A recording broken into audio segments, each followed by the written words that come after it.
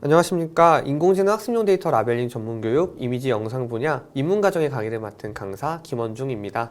네, 1장과 2장의 강의 잘 수강하셨을까요? 3장의 강의부터는 본격적인 데이터 라벨링에 대한 내용을 다루는데요. 저희가 앞서 데이터 라벨러에 대한 내용들, 그리고 인공지능에 대한 내용, 그리고 그 과정 안에서 데이터 라벨링에 대한 내용까지 순차적으로 살펴보았습니다. 그러면 이제 그 내용들을 살펴보았으니까 본격적으로 이미지 영상 분야의 데이터 라벨링에 대한 내용을 이제 3장의 강의부터 다루게 되는데요. 이 강의부터는 조금은 내용 강의 자체가 조금 길고요. 그 다음에 각 내용들에 다루는 것들도 굉장히 조금 생소하실 수 있는 정보들이 많은 만큼 집중해서 강의를 들어주시면 더 좋을 것 같습니다. 네, 그러면 본격적으로 강의 시작하도록 하겠습니다. 네, 학습 목표는 이미지 및 영상 데이터의 여러 가공 기법에 대한 이해를 먼저 시작하고자 합니다. 여기서 아실 수 있는 것은 가공 기법이라는 이 단어인데요.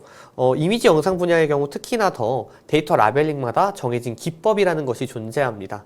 이 기법이라는 것은 데이터 라벨링이 수작업으로 어떤 이미지나 영상의 작업을 진행하는데 작업을 진행하는 방법이 굉장히 차이가 있습니다. 그래서 이것을 저희가 하나하나를 기법이라고 이름을 붙이고 어떠한 기법들이 있는지를 하나하나 좀 살펴보고자 합니다. 그래서 각 기법들이 이제 이어지는 기본과 심화 과정에서도 하나의 기법마다 실습이 정해지고 또 어떤 식으로 라벨링을 해야 되는지를 실제로 실습을 해보실 거기 때문에 가장 기본이 되는 이 내용들을 집중해서 잘 들어주시면 좋을 것 같습니다. 네, 그래서 데이터 라벨링 기법인데요. 네, 여기 보시는 8가지 기법이 이미지 영상 분야에서 주로 사용되는 기법들입니다. 보시면 바운딩 박스 그리고 3D 바운딩 박스 이렇게 두 가지 박스와 관련된 내용들이 있고 아래쪽에 폴리라인, 폴리곤 하나는 점으로 선을 연결한 것처럼 보이고 또 하나는 점으로 도형을 그린 것처럼 보여지죠. 네, 이렇게 폴리곤, 폴리라인 두 가지가 있고요. 그 다음에 OCR 키포인트 이렇게 나와 있는데 OCR은 흔히 이제 많이 해보셨을 것도 같아요. 이제 어떤 영수증이라던가 실제 실물 이미지 안에 있는 텍스트들을 촬영한 그 이미지 안에서 이 텍스트가 어떤 텍스트인지 전자 텍스트로 변환해주는 그런 것들을 할 때 저희가 흔히 OCR이라고 많이 이야기를 하는데요. 그것도 이제 하나의 라벨링 기법이라고 저희가 보고 있고요. 키포인트 또 나와 있네요. 키포인트는 보시는 것처럼 포인트들을 찍어서 어떤 사람의 모양을 만든 것처럼 보여지는 예시가 나와 있고요. 그 다음 시멘틱 세그멘테이션, 마치 색칠 공부한 것처럼 이렇게 나와 있는 것과 비디오 어노테이션, 비디오의 가위 모양으로 그리고 박스 모양으로 또 마찬가지로 나와 있는데요. 각각의 기법들이 무엇을 의미하고 또 어떠한 방식이고 어떠한 의미가 있고 특히나 데이터 라벨링 관점에서 봤을 땐 어떤 특징이 있는지까지 좀 하나하나 살펴보고자 합니다. 네, 가장 먼저 바운딩 박스입니다. 객체의 범위를 지정하는 사각형 박스이고요. 보시면 이제 차량에다가 박스 모양으로 이렇게 그림을 그려놓은 거 보실 수 있겠는데 이것은 이제 객체 탐지 모델에 주로 사용이 되고요. 데이터 라벨링에서 가장 많이 사용하는 방식입니다. 중요한 것은 수직 수평의 박스라는 것입니다. 인공지능이 계산을 하고 또 알아보기 위해서는 모양이 다양한 사각형이 될 수는 없고요. 명확하게 수직 수평의 박스로 그림이 그려져야 합니다. 그래서 인공지능이 학습을 시킬 때는 이 사각형의 좌측 상단과 우측 하단의 포인트를 이 좌표값을 주고 학습을 시키기도 하고요. 좌측 상단의 좌표값과 가로, 세로의 길이를 알려주기도 합니다. 중요한 것은 바운딩 박스는 라벨링 작업을 할 때도 박스만 그리면 되기 때문에 가장 좀 쉬운 방식이라고 생각할 수가 있겠고요. 그렇기 때문에 가장 보편적으로 데이터 라벨링에 많이 사용되고 있는 방식이기도 합니다.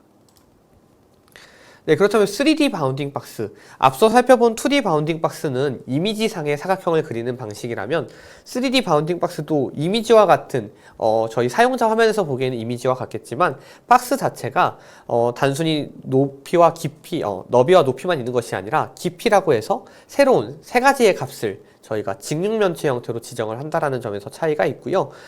이 직육면체 3D 바운딩 박스 같은 경우에는 2D 바운딩 박스와는 다르게 방향까지도 지정을 한다는 특징이 있습니다.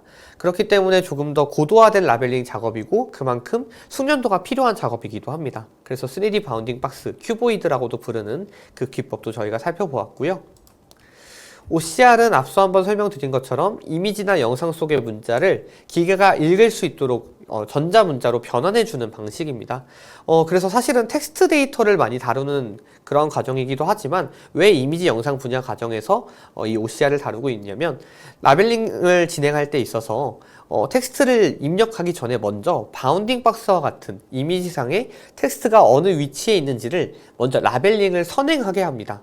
그래서 이제 데이터 라벨링 분야 안에서도 이미지 영상 분야에 속한다라고 볼 수 있겠고요. 보시는 것처럼 어떤 영수증 안에 라벨링을 하고 갤럭시 Z 플립이라는 텍스트를 바운딩 박스를 먼저 한 다음에 입력하기 때문에 OCR도 이미지 영상 분야의 한 과정이다. 이렇게 보실 수가 있겠습니다. 네, 그 다음 키포인트인데요. 객체의 주요 지점, 특징을 점으로 이제 지정하는 방식입니다. 그래서 이미지를 매칭하고 앞면을 인식하는, 그리고 골격을 추출하는 등이 활용할 수 있습니다. 보시는 것처럼 단순히 눈의 이제 한 위치만 파악하는 것이 아니라 눈의 끝점, 그 다음에 눈의 바깥쪽 끝점, 그 다음에 코 같은 경우도 중앙과 외곽 이런 식으로 다양한 포인트들을 지정을 하게 되고요. 지금 예시 이미지는 앞면이지만 실제로 이제 사람의 움직임을 키포인트로 작업을 하게 되면 사람의 골격, 손끝, 발끝, 그 다음에 손목, 팔꿈치, 어깨, 그 다음에 가슴 중앙점, 허리의 중앙점 이런 식으로 해서 저희가 앞서 키포인트 예시 화면에서 보았던 것처럼 이렇게 스켈레톤, 쫄라맨처럼 생긴 그 뼈다귀 모양의 라벨링 결과값이 나오게 됩니다. 그것이 중요한 이유는 그게 어떻게 움직이는지를 파악함으로써 사람의 동작 인식을 할 수 있다는 점에서 많이 활용되기 때문에 키포인트도 중요한 라벨링 기법이 되겠고요. 점을 하나하나 찍어야 된다는 점에서 앞서 살펴본 기법들보다도 시간이 조금 더 소요될 수는 있습니다. 그 다음 폴리라인인데요. 마찬가지로 점을 찍어서 라벨링을 하는 방식은 동일한데 키포인트는 점 하나의 의미가 있다라고 한다면 폴리라인은 점을 이제 찍어서 연결한 하나의 선이 의미가 있는 라벨링 방식입니다. 그래서 선형 객체라고 하는 어떤 선으로 이루어진 객체를 라벨링할 때 보시는 것처럼 곡선과 직선을 폴리라인으로 라벨링을 하게 됩니다. 그렇다면 폴리곤은 마찬가지로 점을 찍고요. 다만 폴리라인은 선을 만든다면 폴리곤은 다각형, 그러니까 도형의 모양을 만든다라고 차이가 있겠죠. 그래서 보시는 것처럼 바운딩 박스로 아까 전에 차량에 대해서 사각형으로 라벨링한 거 기억나시죠? 그런 경우에는 차량의 위치를 알 수는 있지만 차량의 모양까지는 파악할 수가 없습니다. 그런데 이 폴리곤으로 라벨링을 하게 되면 객체의 범위, 즉 이 객체가 어떻게 생겼는지까지, 그리고 딱 이 객체의 영역만 라벨링할 수 있게 된다는 점에서 바운딩 박스와는 차이가 있고요. 다만 이제 정교한 라벨링이 필요하고 보시는 것처럼 점의 개수가 많으면 그만큼 난이도도 올라가기 때문에 조금 바운딩 박스에 비해서는 난이도가 있다라고 라벨링 측면에서는 볼 수 있겠습니다. 네, 그 다음 시멘틱 세그멘테이션인데요. 앞서 살펴본 여러가지 폴리곤, 폴리라인, 바운딩 박스보다도 가장 고난이도 라벨링이라고 볼 수 있습니다. 왜냐하면 앞서 살펴본 것들이 대부분 바운딩 박스, 폴리곤, 폴리라인, 키포인트 대부분 점을 찍는 방식이었잖아요. 근데 이 점이라는 것은 결국엔 이미지를 이루는 가장 작은 점의 단위인 픽셀이라는 위치에다가 점을 찍고 이 점의 위치 좌표값을 인공지능에게 학습을 시키는 방식입니다. 조금 어렵죠? 근데 이 시멘틱 세그멘테이션은 반대로 모든 점을 다 라벨링 한다라고 이해하시면 됩니다. 이미지를 구성하는 모든 픽셀마다 라벨링을 해서 마치 색칠을 칠하듯이 보시면 나무, 그 다음에 도보, 인도할 수 있는 인도, 그 다음에 그 차량에서도 중앙선, 그 다음에 횡단보도 영역, 차량의 영역, 표지판의 영역 이런 식으로 모든 영역마다 픽셀을 라벨링한 것을 볼 수가 있는데요. 시멘틱 세그멘테이션은 그만큼 시간도 많이 걸리고 작업에도 높은 정확도를 요구하기 때문에 라벨링 기법들 중에서도 가장 어려운 범위에 속한다라고 볼 수 있겠습니다. 그 다음 비디오 어노테이션인데요. 앞서 살펴본 것들은 이미지 데이터였다라면 비디오 데이터에 이제 영상 데이터에 라벨링을 하는 방식인데요. 구간을 정제하고 분류하고 객체를 태깅하는 방식들이 존재합니다. 대부분 앞서 살펴본 이미지 데이터에서 활용하는 기법들 보시는 것처럼 바운딩 박스 같은 것들이 활용될 수 있고요. 다만 또 한 가지 차이점은 이미지에는 없는 영상에만 존재하는 구간, 재생시간이라는 어떤 시간 정보가 있기 때문에 그 구간을 라벨링할 수 있다는 점이 이미지 데이터와 영상 데이터 라벨링 기법의 한 가지 차이점은 될 수 있겠습니다. 네, 그래서 저희가 한번 학습을 통해서 살펴본 내용들을 좀 요약하면서 다시 한번 정리를 해보도록 할게요. 이미지 데이터 라벨링 기법은 바운딩 박스, 3D 바운딩 박스, 그 다음 OCR, 키포인트, 폴리라인, 폴리곤, 시멘틱 세그멘테이션 이렇게 7가지가 이미지 데이터 라벨링 기법에 활용이 되고 있고요. 바운딩 박스와 3D 바운딩 박스는 수직 수평의 직사각형과 직육면체라는 거 중요했었고 OCR은 바운딩 박스와 같은 라벨링, 이미지 라벨링이 먼저 선행된 다음에 텍스트를 입력해주는, 저희가 전사한다라고도 표현을 하는데요. 그렇게 OCR이 구성이 되고 있고요. 키포인트, 폴리곤, 폴리라인은 다 점을 찍는 방식인데, 키포인트는 점 자체가 의미가 있고, 폴리라인은 점을 이어서 선을 만들고, 폴리곤은 점으로 도형을 만든다. 차이가 있습니다. 시멘틱 세그멘테이션은 모든 점, 픽셀마다 라벨링을 하기 때문에 가장 어려운 라벨링 기법이다. 이렇게 이해할 수 있겠고요. 영상 데이터 라벨링 같은 경우에는 비디오 어노테이션이 있는데 분류, 구간 정대, 그 다음에 정보 태깅 등의 방식으로 라벨링해서 객체 인식, 객체 추적 등에 활용할 수 있다는 점이 특징이 되겠습니다. 네, 그래서 두 번째 이제 데이터 라벨링 기법 및 적용 사례에 대한 내용까지도 이어서 살펴볼 텐데요. 학습 목표는 이미지 및 영상 데이터 라벨링 기법이 적용된 여러 분야에 대해 이해한다라고 되어 있죠. 그래서 바운딩 박스, 3D 바운딩 박스, OCR, 키포인트 이 네 가지에 대해서 상세에 이제 어떤 분야에 이 라벨링한 데이터가 활용되고 있고 인공지능이 개발해서 서비스가 개발되고 적용되고 있는지를 하나하나 살펴보고자 합니다. 그래서 바운딩 박스부터 해서 각각의 기법마다 어떤 종류의 데이터 라벨링이 있고 어떤 종류의 인공지능이 개발되고 있는지를 살펴볼 거기 때문에 저희 실생활에서 실제로 적용되는 것들이 많이 나올 거예요. 그래서 그러한 것들을 토대로 이 인공지능에는 바운딩 박스가 적용되었구나 이런 것들을 이해할 수 있으면 가장 좋을 것 같습니다. 네, 그래서 데이터 라벨링 기법 적용 사례 파트가 되겠고요. 바운딩 박스 기법입니다. 먼저 객체의 범위를 사각형 박스로 지정하는 방법, 그래서 직사각형, 수직 수평이라는 것이 중요하다라고 말씀을 드렸었고, 객체 탐지 모델에 주로 사용되기 때문에 데이터 라벨링에서 가장 많이 사용되고 있고, 또 데이터 라벨러 측면에서도 라벨링이 어렵지 않기 때문에 굉장히 손쉽게 라벨링을 할 수 있다라고 보여졌는데요. 네, 프로젝트마다 이제 하나씩 저희가 목적과 유형, 그리고 라벨링 객체, 활용 분야, 이런 순서대로 좀 살펴볼 텐데, 먼저 프로젝트 목적은 자율주행을 위한 자동차 인식 및 신호 판별입니다. 그래서 자동차와 신호등 영역에 바운딩 박스 한 것을 보실 수가 있겠고, 자동차 주행 촬영 이미지에서 자동차와 신호등을 라벨링하게 됩니다. 그래서 자율주행이 언제쯤 정말 현실화될까라는 부분에 대해서 궁금증도 많이 있을 텐데요. 보시는 것처럼 내 주변에, 내가 운행하고 있는 차량 주변에 차량이 어디에 있는지, 그리고 신호등이 어디에 있고 빨간불인지 초록불인지 이런 것들을 학습을 시킬 때 이 바운딩 박스를 사용한다라고 보실 수가 있겠습니다. 또 이어서 저희가 좀 전에 살펴본 것은 운행하는 차량에서 블랙박스처럼 차량에서 촬영한 어떤 영상을 사용한다라고 한다면 이것은 드론에서 촬영한 상공의 이미지를 활용하게 됩니다. 그래서 이동체는 자동차와 보행자가 되겠고요. 드론으로 촬영했기 때문에 위에 있는 부분에서 볼 수 있다는 점에서 자동차 그리고 보행자가 어디에 있는지 위의 시점에서 라벨링을 하게 되고요. 뿐만 아니라 이제 저희가 주택 이 어디에 있는지 그런 도시의 어떤 구조라던가 이런 것들을 드론으로 촬영하고 라벨링을 해서 도시의 어떤 안전이라던가 그 다음에 조난자 수색 등에 활용할 수 있는 그런 인공지능 개발에도 활용될 수 있습니다. 네, 그 다음 바운딩 박스 적용 사례 또 한 가지는 산업단지 내 재난 및 안전사고 감지이고요. 열화상 카메라 촬영 이미지를 통해서 정상 객체와 이상 객체, 보시면 불이 안 나는 초록색 박스로 치다가 불이 나면 노란색 박스로 라벨링한 거 보실 수가 있죠. 그러니까 바운딩 박스를 라벨링을 할 때 이 객체의 영역, 위치를 라벨링을 하고요. 이 상태까지도 클래스 태깅을 해주게 됩니다. 그래서 정상과 이상이라는 클래스를 태깅을 해주면, 태깅이라는 것은 라벨링 종류를 정해준다는 뜻이고요. 그래서 그렇게 하면 이제 산업단지 내 안전사고가 발생했는지 등을 감지할 수 있다는 점, 네, 그렇게 인공지능이 개발될 수 있다는 것이 한 가지 사례가 되겠고요. 그 다음에 이제 환경 문제가 굉장히 심각한 문제로 거두되고 있는데요. 해양 침적 쓰레기 인식 및 분류입니다. 그래서 수중에 있는 수많은 쓰레기들을 사람이 일일이 촬영하고 감지할 수 없기 때문에 인공지능이 촬영된 영상만 가지고도 이게 어떤 쓰레기 종류고 얼마나 많이 있는지를 좀 감지함으로써 수중조사 솔루션 개발에 활용될 수 있고요. 그래서 저희 이제 인류가 이제 마주한 수많은 사회 문제들, 환경 문제들이 있는데 그 문제들을 인공지능 기반으로 해결하고자 하는 시도들이 많이 있습니다. 이 해양 침적 쓰레기 인식 및 분류가 그 대표적인 사례가 될 수 있겠고요.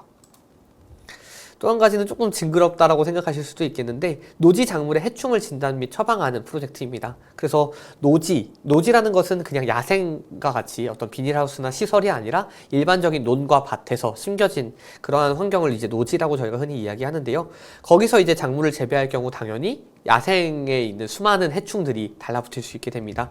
그러한 경우에 이제 사람이 일일이 손으로 보면서 이것을 잡아내고 확인할 수 없기 때문에 촬영한 이미지만으로도 해충이 어디에 있는지를 판별하고 이제 진단할 수 있는 그러한 기술 개발에 데이터가 활용이 되고 있고요. 벌레에 이제 바운딩 박스 라벨링 되어 있는 거 보실 수가 있습니다. 그 외에도 이제 어류에 이렇게 바운딩 박스를 해서 성장과 어병을 식별하는 그러한 분야에서도 활용이 되고 있고요. 그 다음에 고령층의 안전사고 보시는 것처럼 CCTV 촬영 이미지에서 아까 저희가 2장에서 살펴본 어떤 이상 행동이 있을 때 알림을 줄 수 있는 인공지능 CCTV 등에 활용될 수도 있습니다. 그리고 운전자의 이제 눈과 입, 그 다음에 동승자 혹은 어떤 이제 촬영할 수 있는 운전하고 있는 상태에 촬영할 수 있는 그러한 사람들의 얼굴 부분들마다 라벨링을 해서 그 상태를 모니터링하는 것이 가능합니다. 그래서 양쪽 눈, 입, 얼굴, 소지품 등을 라벨링을 해서 지금 이제 피로도가 있는지 너무 하품을 많이 하면 졸음운전 위험이 있으니까 알림을 주는 등의 인공지능 개발이 활용될 수 있고요. 또 한 가지는 이제 항만 구조물 해상 객체 식별을 통한 선교 상황 인식입니다. 쉽게 얘기해서 배 위에 있는 상황들 그리고 이 배가 어떤 상태에 있는지 그 다음에 운행을 함에 있어서 해양 그 해수면에 어떤 부표라던가 다른 물체가 있을 때 그런 것들을 인식할 수 있는 라벨링이 가능하겠고요. 보시면 항만 구조물, 선박, 부유물 등의 라벨링을 진행한 것을 보실 수가 있습니다. 네, 그리고 앞서 이제 고령층 이제 노인분들의 안전사고 예방에 바운딩 박스가 적용됐던 것처럼 대중교통을 이용하는 데 있어서 공공시설에서 승객의 교통안전을 관리하고 또 범죄를 예방하는 AI 개발도 가능합니다. 그래서 사람, 교통약자나 요주의자, 예를 들어서 뭐 잘못된 어떤 행동을 하는 폭행이라던가 그런 것들이 의심되는 상황이 된다면 인공지능이 먼저 CCTV 알림을 통해서 빠르게 대처할 수 있도록 하는 것이 스마트 관제센터와 같은 기술 개발로 적용되고 있다라고 보실 수 있겠습니다.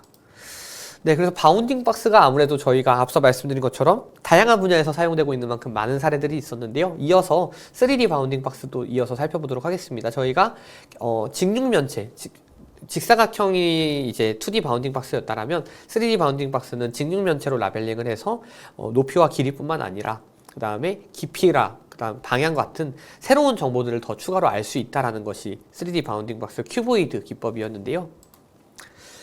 보시는 것처럼 실내 보행자의 연속 동선 추적에 활용될 수 있습니다. 이 경우에는 단순 카메라뿐만 아니라 라이다 센서라고 하는 센서 측정 장치와 함께 취득을 해서 보행자가 실제로 보이는 상태와 마찬가지로 어떤 방향으로 어떻게 이동했는지를 추적할 수 있는, 그래서 보행자 인식 추적을 통한 매장 설계 및 마케팅 등에 활용될 수 있는 분야의 서비스 개발까지 이어질 수 있겠고요. 자율주행 레벨 4, 5 이렇게 나와 있는데 자율주행이 1부터 2, 3, 4, 5까지 그 레벨이 정해져 있습니다. 4, 5는 쉽게 해서 완전 자율주행, 이제는 정말로 사람의 어떤 인풋 없이도 정말 자율주행이 가능한 수준을 흔히 이제 4, 5라고 이야기를 하는데요. 이것은 단순 카메라에서 촬영한 데이터로 학습을 시킨 인공지능만으로는 부족하기 때문에 보시는 것처럼 라이다 센서 촬영 이미지를 통해서 3D 데이터를 활용한 큐보이드 라벨링이 들어가게 됩니다. 그래서 이러한 라벨링들이 2D 이외에도 3D 데이터나 혹은 센서 데이터들이 계속해서 병합되고 함께 이제 좀 적용이 될 때 실제로 이제 자율주행이 어느 날 좀 도입이 되지 않을까 그렇게 기대할 수 있을 것 같습니다. 그 다음 OCR 기법인데요. OCR은 말씀드린 것처럼 텍스트 데이터를 입력하지만 바운딩 박스와 같은 이미지 라벨링이 먼저 선행되기 때문에 저희가 함께 살펴보았었는데요. 가장 먼저 사례로 나오는 것은 국가기록유산. 흔히 저희가 많은 이제 조선시대라던가 고려시대에서 이제 작성된 문헌들이 있죠. 문헌, 그 유산들이 있는데, 활용성과 접근성이 굉장히 약합니다. 왜냐하면 쓰여진 이 문자들을 일반인들이 쉽게 읽을 수는 없거든요.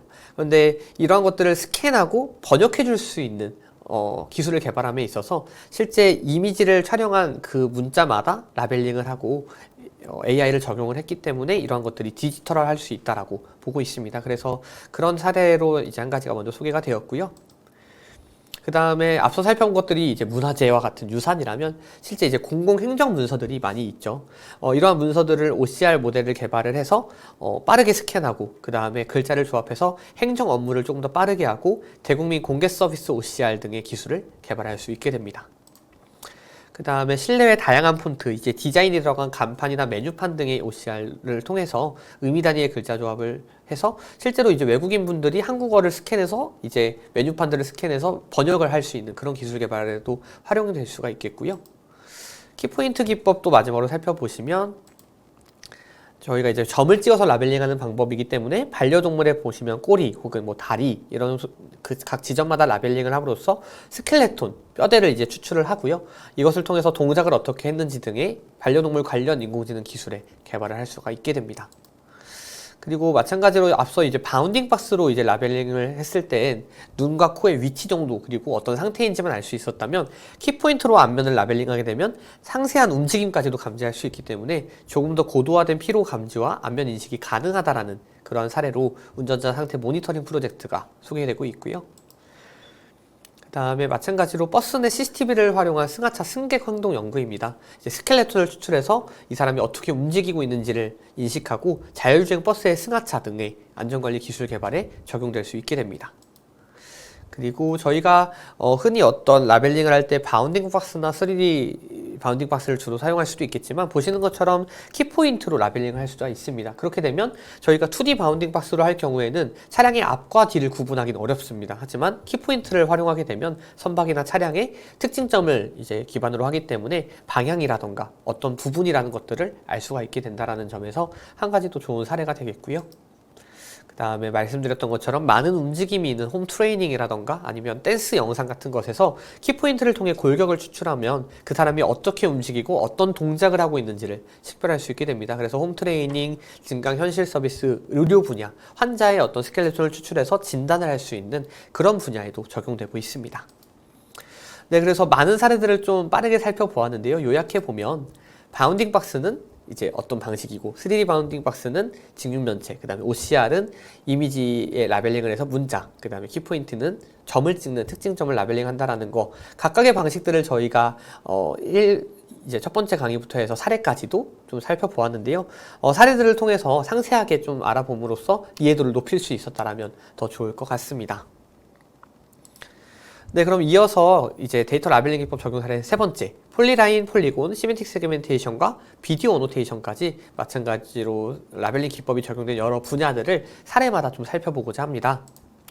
네, 그래서 데이터 라벨링 기법 적용 사례이고요. 폴리라인은 이제 선형 객체를 점을 찍어서 선을 만드는 방식으로 라벨링을 한다라고 저희가 설명드렸었죠. 그래서 선형 데이터들을 구분하고 인식하기 위해 사용하고 있는데요. 저희가 폴리라인 적용 사례를 살펴보시면 양식 어류의 행동을 분석하고 개체를 추적하는 등의 수산 AI를 개발할 수 있게 됩니다. 앞서서 저희가 어병 같은 것들을 살펴보기 위해서 바운딩 박스로 라벨링한 것은 한번 보셨을 텐데 보시는 것처럼 폴리라인으로 어떤 어류의 이제 신체 사이즈들을 이렇게 체장 체고라고 해서 객체를 라벨링 할 수가 있게 되겠고요. 이를 통해서 스마트 양식 시스템, 이제는 사람이 일일이 양식하고 있는 그 생물들을 눈으로 확인하지 않더라도 AI 기반으로 관리를 자동화할 수 있다는 특징이 있는 그러한 사례입니다. 그 다음 자율주행 계속해서 나오고 있는데요. 자율주행 중 도로의 표면을 인식하는 AI로 도로 표면에 있는 크랙을 폴리라인으로 라벨링하기도 합니다. 그래서 도로의 유지 보수가 필요한 경우나 자율주행 시 여기는 피해야 한다 이런 것들을 이제 기술을 개발하는 데 있어서 활용될 수가 있고요. 또 마찬가지로 이 도로의 어떤 균열뿐만 아니라 건축물이랑 오래된 노후한 건물들을 드론으로 촬영하고 거기에 있는 여러 가지 크랙들을 라벨링을 해서 건물의 노후도를 자동으로 판별하고 이런 방식에도 폴리라인이 많이 활용되고 있습니다. 그 다음에 이제 주행 영상, 마찬가지로 또 자율주행 이야기인데요. 차선과 정지선의 위치 및 종류를 파악할 수 있습니다. 보시면 가운데 있는 정지선, 외곽에 있는 어떤 실선이라던가 흰색 실선 이런 것들을 라벨링을 하고 또 이제 중앙선뿐만 아니라 이제 멈춰야 하는 정지선까지도 각각의 종류마다 라벨링을 한 것을 볼 수가 있는데요. 이것을 보시면 알 수 있는 것은 데이터 라벨러 분들이 이러한 라벨링을 할 때는 아무래도 운전 경험이 있으신 분들이 조금 더 수월하게 작업을 하실 수가 있게 됩니다. 그래서 실제로 차량 이제 자율주행 실시간 영상 인식 기술에 적용할 수 있는 데이터들을 구축을 하게 됩니다. 네, 이어서 폴리곤도 좀 살펴보도록 할게요. 폴리라인은 점을 찍어서 선을 만든다라고 했으면 폴리곤은 점을 찍어서 도형을 만드는 방식이죠. 그래서 바운딩 박스와 같이 어떠한 객체를 라벨링을 할 때 객체의 명확한 이제 모양을 알 수 없기 때문에 객체의 범위를 지정하는 방식으로 폴리곤을 사용하고 있습니다. 그래서 폴리곤 적용 사례를 살펴보시면 한국인 헤어스타일 판별 및 이미지 합성 AI 개발, 굉장히 흥미로운 분야이죠. 그래서 보시는 것처럼 사람의 이런 헤어스타일들을 라벨링을 하고요. 보시면 머리카락 한 올 한 올까지는 아니더라도 이제 머리카락이 조금 이렇게 나와 있는 영역까지도 라벨링을 함으로써 정말로 명확한 헤어스타일의 영역을 라벨링하는 거죠. 그래서 얼굴과 헤어스타일을 라벨링하고 헤어스타일 합성 기술을 개발하게 됩니다. 여기서 굉장히 중요한 포인트를 한 가지 짚고 넘어가고자 합니다. 무엇이냐면 데이터 라벨링을 하실 때 보시는 것처럼 사람의 안면 정보와 같은 개인 정보가 포함된 데이터를 라벨링 하실 수 있는 상황이 되실 수가 있습니다. 근데 중요한 것은 개인 정보가 굉장히 보안이 중요한 정보다 보니까 데이터 라벨링을 하실 때 반드시 이 데이터가 유출되지 않도록 주의를 해주셔야 합니다. 그래서 만약에 개인 PC에서 이런 라벨링 작업을 하실 때 이 데이터를 캡처하신다거나 혹은 라벨링하고 있는 이 자료들이 어떻게 넘어가지 않도록 잘 관리하는 것이 관리자도 중요하겠지만 데이터 라벨러 분들도 좀 명심해 주시면 좋을 것 같습니다. 그래서 뭐 내용에는 없지만 한번 체크를 하는 것이 중요할 것 같아서 말씀을 드렸고, 이후 기본 과정에서도 이런 내용들을 주로 다룰 예정입니다. 네, 그래서 계속해서 사례를 좀 살펴보면요. 뭐 제주 월동 작물별 재배 면적 식별 및 생산량 예측 기술입니다. 드론으로 촬영해서 농사를 짓는 그 재배 면적을 라벨링을 해서 식별할 수 있게끔 하고요. 이 재배 면적이 모양이 다 다르기 때문에 폴리곤으로 정교하게 라벨링을 해서 재배 면적이 얼마나 되고 지금 그 드론 촬영으로 했을 때 보이는 그 육안상 보이는 어떠한 그 특징을 기반으로 생산량을 예측할 수 있는 그런 AI 기술 개발에도 적용되고 있습니다. 지금 보시면 계란을 터트려 놓은 거 보실 수가 있는데요. 날계란의 노른자와 흰자 부분을 라벨링을 해서 등급을 판정하고 이제 모양이나 색깔을 기반으로 품질을 평가할 수 있는 AI 기술 개발에도 적용되는 사례라고 보실 수가 있겠습니다. 그리고 신호, 그 다음에 표지판을 라벨링해서 도로주행 촬영 이미지에 자율주행에 또 활용할 수 있는, 보시면 표지판의 모양 그리고 도로에 마킹되어 있는 여러 가지 마크의 모양들, 이런 것들이 중요하기 때문에 라벨링한 거 보실 수가 있고요. 그 다음에 인도에 있어서도 연석, 턱, 점자, 표지판 같은 교통 약자 이동권의 중요한 요소들을 폴리곤으로 라벨링한 사례들도 있습니다. 그 다음 이제 신호등에 이제 같이 딸려오는 횡단보도에 대한 라벨링인데요. 이 횡단보도는 보시는 것처럼 촬영한 각도로 인해서 바운딩 박스로 라벨링을 했을 때는 정교하게 횡단보도 영역을 직사각형으로 라벨링할 수는 없겠죠. 그렇기 때문에 폴리곤 라벨링을 적용을 해서 명확하게 횡단보도 영역을 라벨링하는 방식이고요. 자율주행 실시간 영상 인식 기술 개발에 적용될 수 있습니다. 네, 그리고 시멘틱 세그멘테이션, 제가 앞서서도 계속 말씀드렸던 가장 고난도 그리고 모든 픽셀을 라벨링 해야 되는 가장 어려운 난이도에 속하는 라벨링 기법인데요. 시멘틱 세그멘테이션은 무엇보다도 가장 정교한 방식인 만큼 항공사진, 모사 영상 등을 이용한 산림 수동 분석 등, 그러니까 산에 이제 심겨진 나무들이 있을 때 이게 어떤 종류인지들을 모든 픽셀을 라벨링 함으로써 명확하게 정교하게 판단할 수 있게 되는 것이죠. 그래서 국토 환경과 산림 분포 변화 탐지 등의 기술을 드론 기반으로, 항공 촬영 이미지를 기반으로 AI가 할 수 있게끔 하는 그러한 분야의 한 가지 사례가 되겠고요. 그 다음에 마찬가지로 항공사진에서 위성 영상을 통한 토지 피복 분석 AI입니다. 토지 피복, 계속해서 조금 어려운 개념들이 나오는데요. 토지의 상태를 쉽게 얘기해서 파악하고 이 토지의 어떤 분포 변화라던가 아니면 상태들을 탐지하는 것을 항공 촬영 이미지와 시멘틱 세그멘테이션을 통해서 진행한다. 그래서 토지의 영역들이 어디에 있는지 모든 픽셀을 라벨링하는 것이 한 가지 사례이다. 이렇게 이해해 주시면 될 것 같습니다. 근데 그 다음 이제 도로, 보도, 점자별로 저희가 앞서 폴리곤으로도 좀 살펴보았었는데요. 보시면 이제 폴리곤은 그 영역에 대한 라벨링만 한다라고 한다면 시멘틱 세그멘테이션은 주행 가능 영역, 보시면 차도와 횡단보도와 색깔이 좀 다르죠. 그 다음에 인도에서도 점자 블록과 보도의 색깔이 좀 다른 거 보실 수가 있는데요. 이렇듯 각 영역마다 색깔을 다르게 해서 저희가 다른 기법들을 라벨링을 결과 데이터를 학습을 시킬 때 제이슨 데이터와 같은 어떤 텍스트 기반의 좌표 정보가 담긴 데이터로 학습을 시킨다라고 한다면 시멘틱 세그멘테이션으로 작업한 데이터들은 색칠된 그 이미지 그대로 학습을 시킵니다. 그렇기 때문에 각 영역마다 정확한 저런 영역을 라벨링하고 색칠하는 것이 중요하다라는 거 기억해 주시면 좋을 것 같습니다. 네, 그리고 마찬가지로 이제 도로 주행 촬영 이미지에서 이 차량이 운행할 수 있는 차선과 운행하지 않아야 하는 차선을 구분할 수가 있습니다. 그래서 보시는 것처럼 이제 대중교통 서비스 개발에 있어서 전용차로 등의 어떤 도로의 특징에 따라서 라벨링을 시멘틱 세그멘테이션으로 해서 기술 개발에 활용하는 사례라고 보실 수가 있겠고요. 비디오 어노테이션 마지막으로 좀 살펴보시면 이제 키포인트로 라벨링을 하는데 이제 비디오이기 때문에 연속된 어떠한 영상이겠죠. 그래서 이 사람이 연속적으로 어떻게 움직이는지 모션을 캡처해서 VR이라던가 AR과 같은 또 새로운 이제 기술 개발에도 활용할 수가 있겠고요. 자세를 분석하고 홈 피트니스, 그 다음에 재활 서비스 등에 활용할 수 있겠습니다.